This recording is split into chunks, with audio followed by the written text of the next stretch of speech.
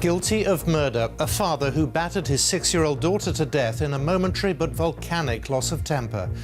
After beating Ellie to death, Ben Butler concocted an elaborate plot. He called 999 2 hours later, knowing Ellie was already dead.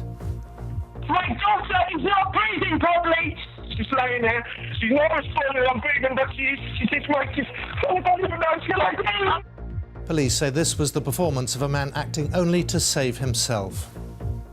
You realise that at the time the ambulance was called, it's give or take 2 hours after she first knew. That is a performance that must have been very difficult.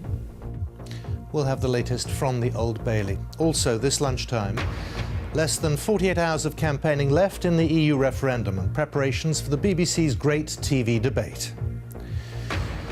Gearing up for their toughest test, Northern Ireland prepared to take on world champions Germany at Euro 2016. Well, it's more than 3 decades since Northern Ireland have beaten Germany. If they can end that run here in Paris this afternoon, they will be guaranteed a place in the knockout stages.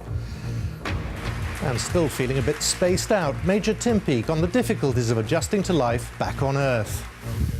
But what's amazing is, again, how quickly the human body adapts to a new environment. And it's something I experienced when I first went up into space.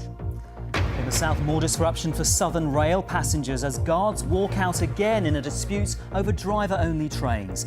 And shocking figures reveal how the internet's been used to commit hundreds of sex crimes against children in the south.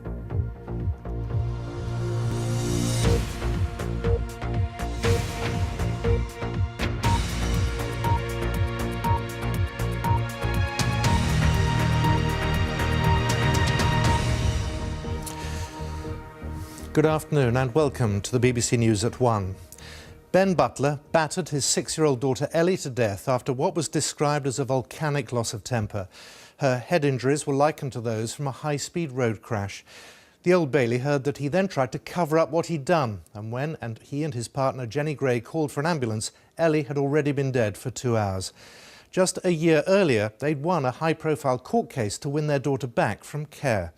He was found guilty of her murder today at the Old Bailey, and our correspondent Alison Holt is there for us. Alison. Well, Simon, sentencing is taking place at this moment in Court 8 here at the Old Bailey. Ben Butler and Jenny Gray are sitting in the dock, their heads in their hands, sobbing quietly. Now, that's a very different reaction to the reaction we got from Ben Butler an hour and a half ago when the jury returned its unanimous guilty verdicts. Then he called out that it was a big mistake and that he would spend the rest of his days trying to clear his name before he was led back down to the cells. This has been a 9-week trial, but it took the jury just 2 days of deliberations to conclude that Ben Butler had murdered 6-year-old Ellie. Now, I need to warn you that there are some elements of my report. This is the family life Ben Butler fought for. Go on, Ellie. And the life he destroyed in a fit of rage. 6-year-old Ellie was living with a domineering, angry man with a short fuse. The Old Bailey jury was played an accidentally recorded phone call in which Butler is heard raging as his daughter listens. See, I'm good. Don't ask me to do something which you ain't done and then sort it out. Now off. The film also shows she has a black eye, which Butler claimed was caused by a fall. Weeks later, in October 2013, he killed Ellie, hitting her over the head with the leg of a child's table. Her mother, Jenny Gray, worked opposite the Old Bailey, yards from the court where she's now admitted perverting the course of justice. CCTV catches her rushing home to Sutton. The couple tried to cover things up before sending another child to find Ellie's body. Then they called 999. My daughter is not breathing properly. Jenny Gray is shouting with Ben Butler in the background. She's laying there. She's not responding. I'm breathing, but she's just like this. I don't even know. She's like me. Okay, darling. I'm helping you now. What? It's a 15-minute call in which Jenny Gray is also instructed in how to resuscitate Ellie. 30 times you need to pump the chest. 1, 2, 3, 4, 5, 6, 7, 8.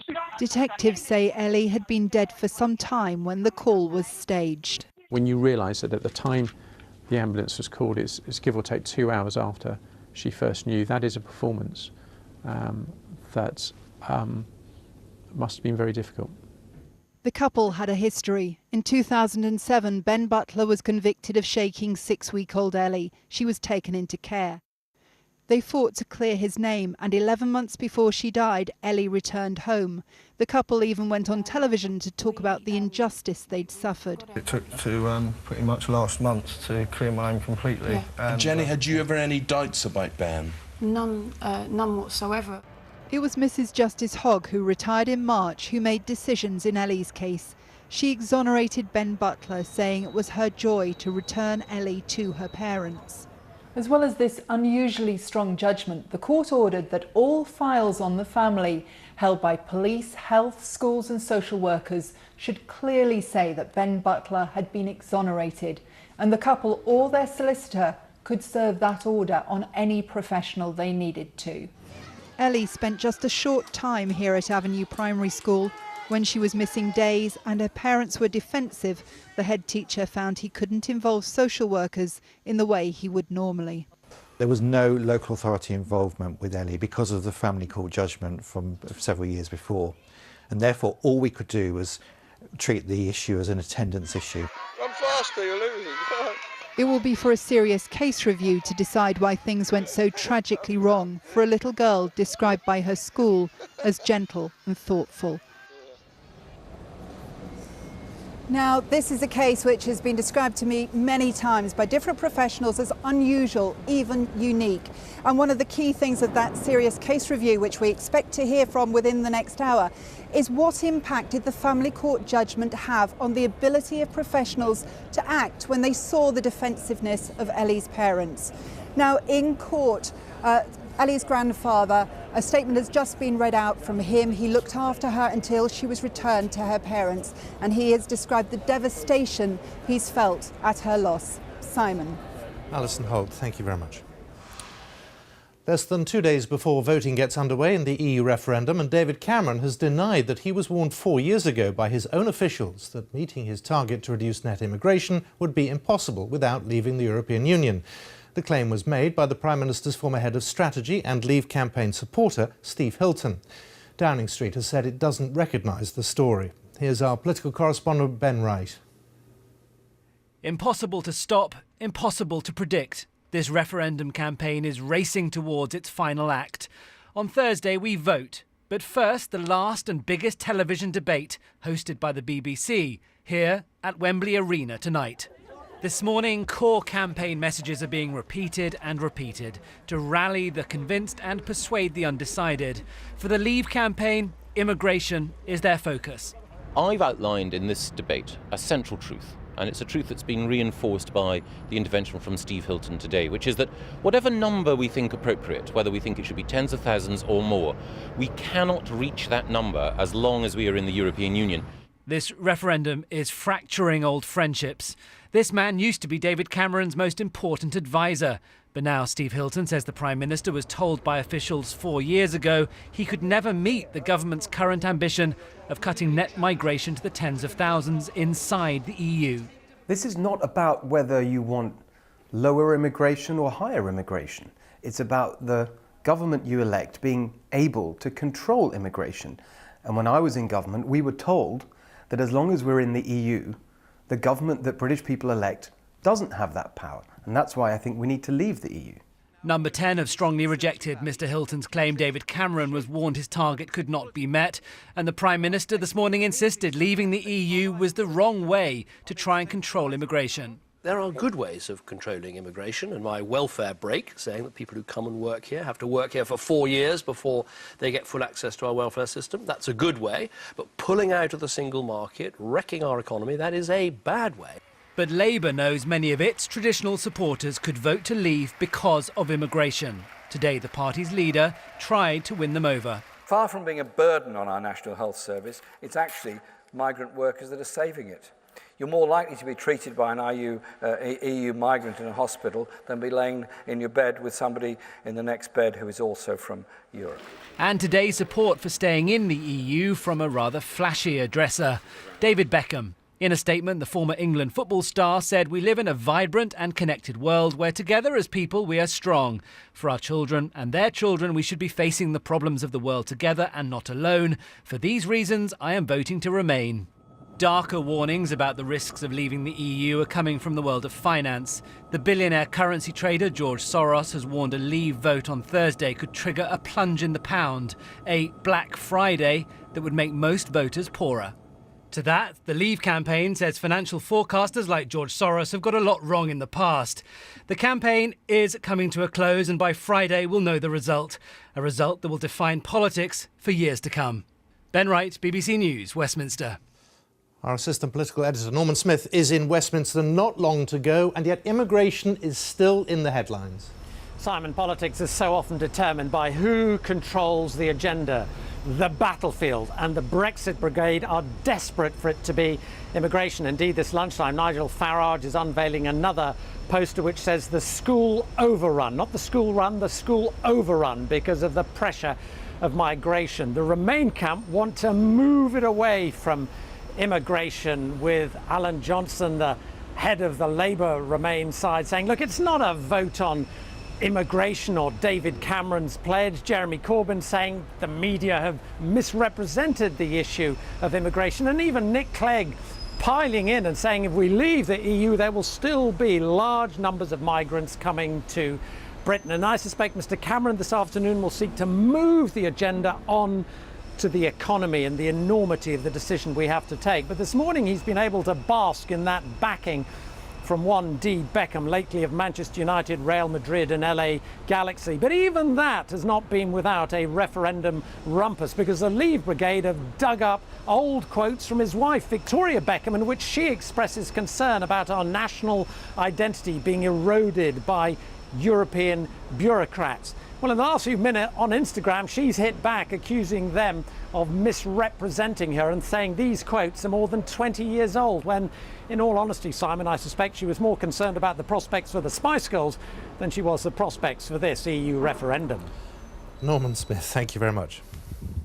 Well, as Ben Wright mentioned, the man who made a fortune betting against the pound on Black Wednesday in 1992 says leaving the EU would cause even bigger disruption. The investor George Soros says the value of the pound would decline precipitously if the Leave campaign won Thursday's vote.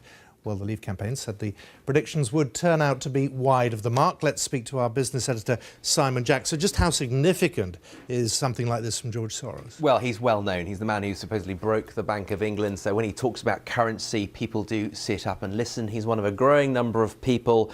There's a consensus, I think, that if we vote to leave, then we would see some impact on sterling, the governor of the Bank of England. The consensus of economists and traders have said that. Now, having said that, if you look at where the pound is, for example, against the dollar, we're right back to where we were in January. For the market's position, it's as if the last 4 months of campaigning haven't happened at all.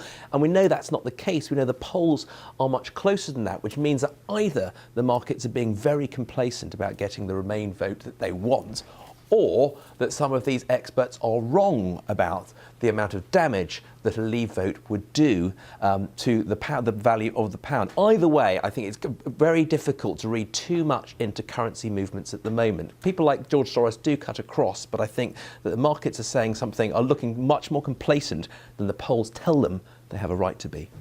Simon, thank you very much, Simon Jack.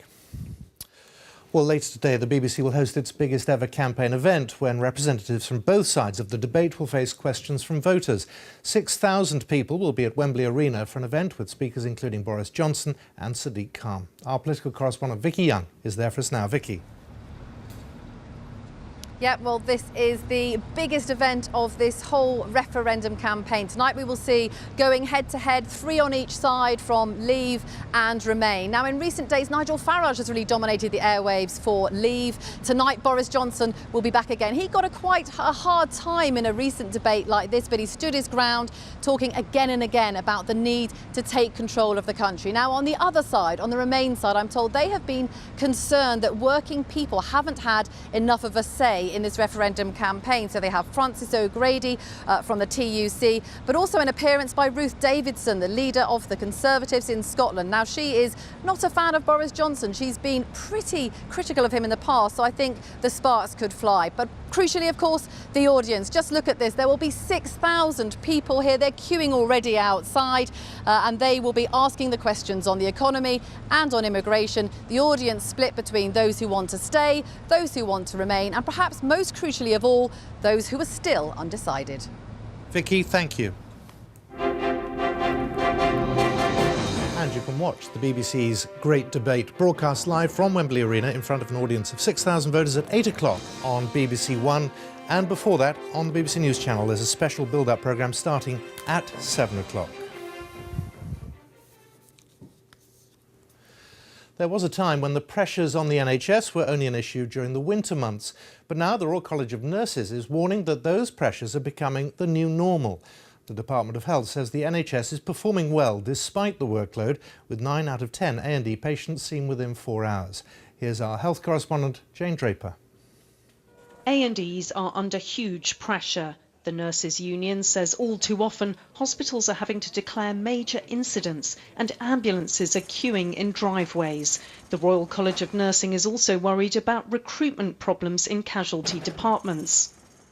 At one point, if you advertise for a senior sister post, you'd get 10, 15 plus more applicants. Now you're lucky if you've got 2 or 3, and when you shortlist, many of those don't even have A&E experience. So really difficult to recruit. Many vacancies not filled, having to be re-advertised. It's just not an attractive place to work anymore. What we're seeing are ambulances stacked up on the tarmac, waiting to even discharge the patients into the accident and emergency department. For a nurse coming on duty, an emergency nurse coming on duty, the thought of running up and down the road all day, in and out of ambulances, is no way to provide dignified care for patients. Here at their annual meeting in Glasgow, the Royal College of Nursing say these problems in A&Es result from pressures elsewhere in the system. They want problems in hospitals to be looked at, but also attention paid to care homes and community services. Targets for how long patients wait in casualty have been missed around the UK. But the Department of Health said the NHS was performing well despite the pressures, with 9 out of 10 A&E patients seen within 4 hours. Jane Draper, BBC News, Glasgow. A 20-year-old Briton has appeared in court accused of trying to grab a police officer's gun and saying he wanted to kill the Republican presidential candidate Donald Trump. Michael Sanford reportedly tried to snatch the weapon at a Trump rally in Las Vegas last Saturday. Here's our North America correspondent, James Cook. Was this the moment when Donald Trump came close to death? We love our police. Prosecutors say it was, accusing this man, Michael Sanford, of trying to wrestle a gun from a police officer to shoot the Republican presidential contender on Saturday in the Treasure Island Hotel. The Secret Service say Mr. Sanford has told them he drove from California to Nevada to kill Mr. Trump, that he'd been planning to do so for a year, and that he'd gone to a gun range the day before to learn how to shoot. Yesterday, the case came before a federal court in Las Vegas, where it was revealed that the defendant was unemployed, living in his car, and was in the US illegally after overstaying his visa. During the court hearing into the events here at the Treasure Island Hotel, Michael Sanford appeared to tremble. The court heard that he had a history of mental health problems, but that he did appear to be well enough to take part in the proceedings. This year's presidential campaign has been fringed with violence. Almost everywhere Donald Trump goes, he attracts protests. Clashes are common, feelings are running high, and many Americans are worried about where this election and their country is heading. James Cook, BBC News, Las Vegas. It's just after 1:15, our top story this lunchtime. A father has been found guilty of murdering his 6-year-old daughter. The Old Bailey heard that Ben Butler then tried to cover up what he'd done. And with less than 48 hours of campaigning left in the EU referendum, preparations for the last TV debate before voting begins. And in South Today, we'll have the latest on the Southern Rail disruption as guards walk out again in the disputes over driver-only trains. And a spectacular sunrise greets the crowd at Stonehenge, gathered to celebrate the summer solstice.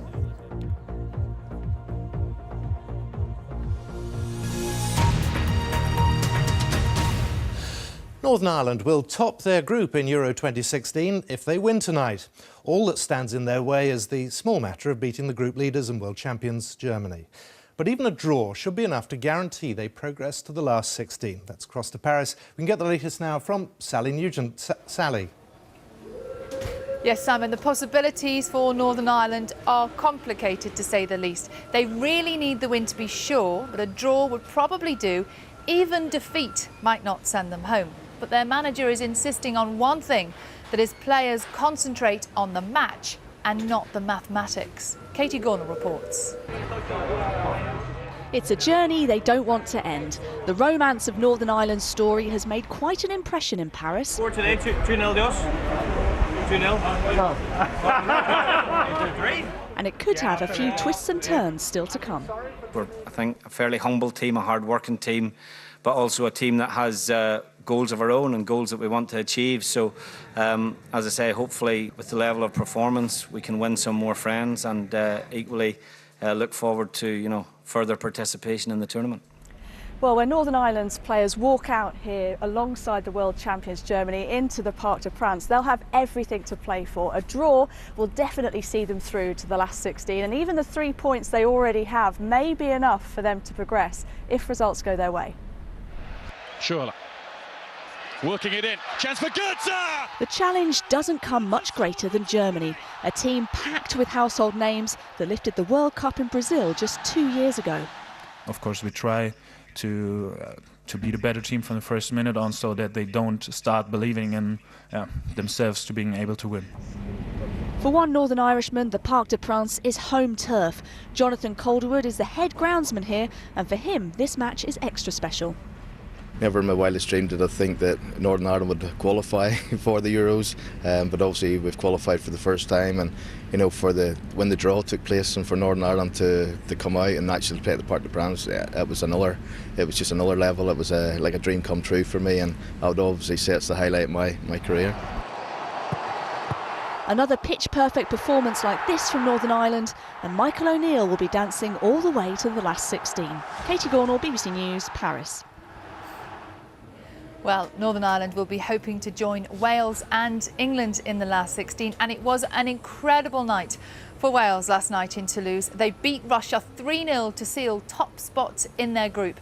Let's get the very latest from the Welsh camp now in Dinar. Hywel Griffith is there. Hywel, it was a night of pure joy for the Welsh fans. Absolutely, one that's already been described as possibly the finest in Welsh football history. The team are due to fly back here into Dinar this afternoon, but it'll be some time before their feet can touch the ground.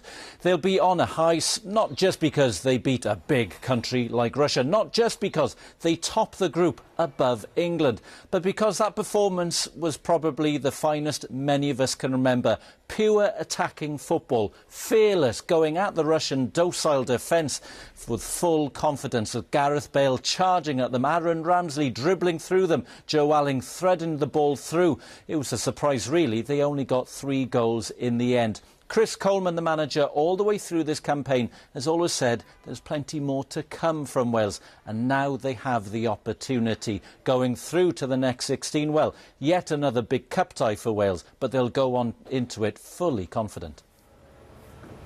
Hywel, thank you very much indeed. Who knows what might happen next? Simon, back to you.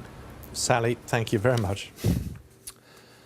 Let's get more now on the EU referendum with just 2 days to go. What would actually happen if the UK votes to leave the European Union?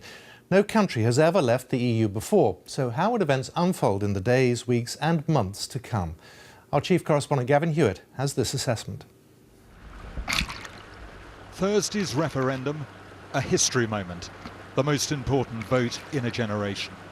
But what would the days and months look like after a vote to leave the EU?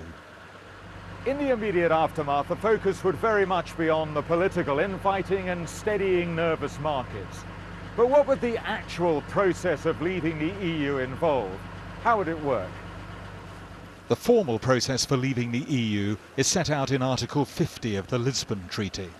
Once an application has been made, it has to be completed in 2 years. That period can be extended, but only if all 27 EU countries agree. During negotiations, EU laws would remain in force. EU law will continue to apply up until the moment that we formally withdraw, which is important for the EU migrants who are working and living in the UK and for British citizens living and working in other member states. This timetable for leaving would eventually affect everything from trade to investment. But many in the Leave camp prefer a different route. They want to start with informal talks, testing the ground before the clock starts ticking. The reason I do not think it is very practical is you need another side to negotiate with. And there's really no good reason for the other member states to carry out these informal negotiations. It's in their interest to put the UK in as much of a corner as possible to get the best deal for themselves. And that means starting Article 50 as soon as possible. But what about trade, about continuing access to the EU's single market? The EU might well insist that the UK sticks with rules like freedom of movement. Some in the Leave camp say they would prefer to exit the single market and to try and negotiate an EU-UK free trade deal. But nobody knows how possible that would be, and it's worth remembering the UK hasn't negotiated a trade deal in 40 years. The Leave campaign disagrees. It insists a free trade deal could be negotiated within 2 years because most trading regulations would stay the same. A priority for the Leave campaign would be to repeal the act that establishes the supremacy of EU law. Determining which EU laws to keep would be an immense task. The scale of the challenge is enormous. This will be years, this will dominate Parliament. Believe me, this is a very lengthy and complex business and will require us to make lots of decisions about the nature of the legislation on things like workers' rights that we really want. No country has ever left the EU before. The Leave campaign says it would be in the EU's interest to reach a deal with the large UK economy. The Remain campaign says leaving is a route to uncertainty and legal chaos. Gavin Hewitt, BBC News. Now, he came back to Earth with something of a bump just 3 days ago, and astronaut Tim Peake says he's still feeling a bit spaced out, suffering bouts of dizziness and vertigo. But after his 6-month mission on the International Space Station, Major Tim says he would go back to space in a heartbeat. He's been speaking in the last hour at a press conference in Cologne, and our science correspondent Palab Ghosh is there for us now. Palab. Simon, as you say, I'm at the European Astronaut Centre here in Cologne, where Tim Peake has just given his first press conference since he came back to Earth. They looked well, he looked relaxed, he looked happy, and he obviously had a thoroughly good time while he was in space. Our correspondent Daniel Bircher has this report. Tim Peake arrived safely back on Earth on Saturday. After 6 months in space, he said he was elated. Journey over, it was time to start readjusting. After so long in zero gravity, he's had to get used to feeling weight again. It's also affected his sense of balance. He's described the dizziness and vertigo that's caused as being like the world's worst hangover. Today at his press conference, he said he was feeling a lot better. What's amazing is, again, how quickly the human body adapts to a new environment. And it's something I experienced when I first went up into space and was amazed after just 24 hours living on board the space station how quickly I was able to function. It's a bit slower coming the other way, I can tell you, and it's a bit harder. He was asked to describe the most dramatic part of his return journey, re-entry into the Earth's atmosphere. It gets very hot, extremely hot, and so you're working hard against the G, you're working hard against the heat, your visors are down, you don't have much ventilation inside, you're having to read the systems as well and check the spacecraft. So there's an awful lot going on, and at the same time you're trying to memorize the experience. Tim Peake was in space for 186 days. Most of his time was spent on research. Another important element was working with schools. And he was rarely out of the headlines, whether performing a spacewalk. Tim, it's really cool seeing that Union Jack go outside since it's explored all over the world. Or taking part in the London Marathon on a treadmill. He had this message for children who'd followed his mission. You're looking at a boy who went to Westbourne Primary School, who left school at the age of 19 with 3 below-average A-levels, and I've just got back from a 6-month mission to space. So my message to them is, look, don't let anybody tell you you can't do anything. Tim Peake floating. Asked if he would do it again, he said, in a heartbeat. Daniel Bircher, BBC News. Tim is going to be spending a few more weeks here recovering, having tests carried out on him, and of course spending some time with his family. We're due to understand that he'll be returning to the UK mid-July, where no doubt he's going to return to a hero's welcome. Simon. And when he does so, Palab, he's got a message, has he? Well, you heard his message to children: don't let anyone say that you can't do it. His inspirational value has been enormous. He's reached 1 million school children. And I think that's what he wanted as his legacy, and I think that's what he's got. He's inspired school children and he's inspired many grown-ups as well. Alab Ghosh in Cologne, thank you very much. Let's get a look at the weather now. Chris Fawkes is here with the latest forecast. Hi Simon, thanks a lot. Well, it's been a glorious start to the day. This was the scene sent in by Anne, showing the weather in Brailsford with lots of sunshine here to start the day. Thanks for sending that picture in. Mind you, it doesn't look like that anymore, because looking at the satellite picture, you can see the extent of the cloud building its way across the UK.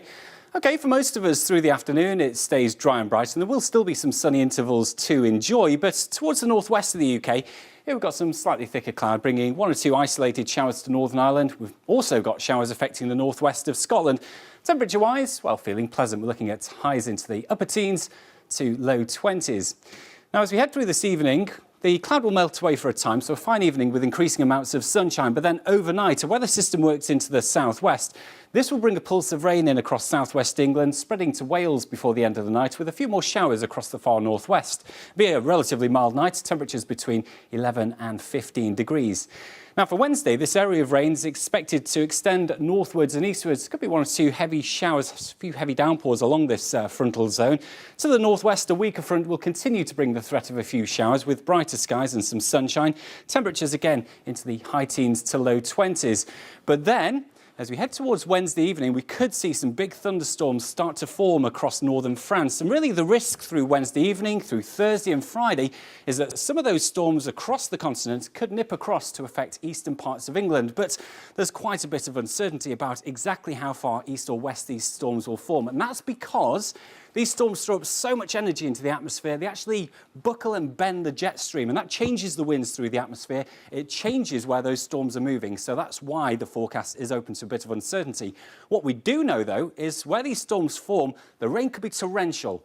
Half a month's worth of rainfall in just the space of an hour. That really does pose the threat of some flooding issues, and it will also become increasingly humid as that air continues to waft up from the near continent. There will be a lot of cloud around. We've got those storms then across eastern areas. A weak weather front to the northwest of the UK will also bring a mixture of sunshine and showers. Temperature-wise, 19 or so to 23, and feeling quite muggy and humid.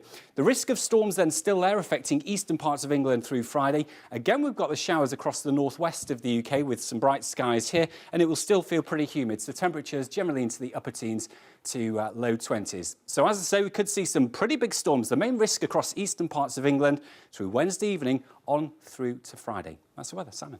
Chris, thank you very much. A reminder of our top story this lunchtime. A father has been jailed for at least 23 years for the murder of his 6-year-old daughter in a fit of rage. The Old Bailey heard that Ben Butler then tried to cover up what he'd done. That's all from us now on BBC One. It's time for the news where you are. From me, a very good afternoon.